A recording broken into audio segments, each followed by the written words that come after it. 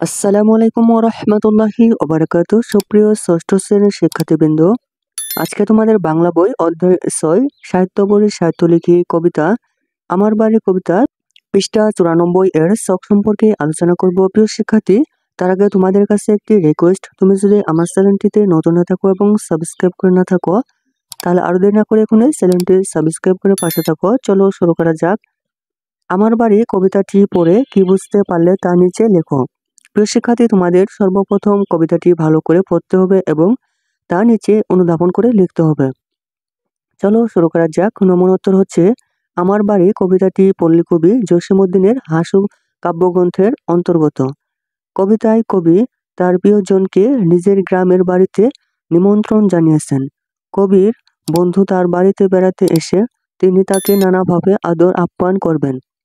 কবি বন্ধুকে বসার জন্য পিঁড়ে পেতে দিবেন।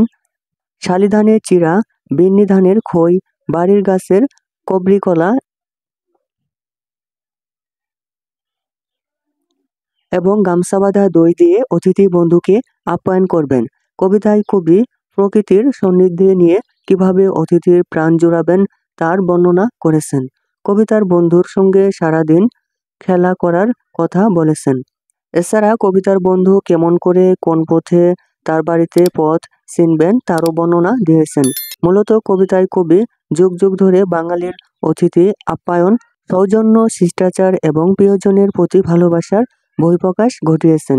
প্রিয় শিক্ষার্থী, এ ছিল তোমাদের ৯৪ পৃষ্ঠা এর নমুনোত্তর। প্রিয় শিক্ষার্থী, তুমি যদি আমার চ্যানেলটিতে নতুন হয়ে থাকো এবং সাবস্ক্রাইব করে না থাকো তাহলে আর দেরি না করে এখনই চ্যানেলটি সাবস্ক্রাইব করে পাশে থাকো।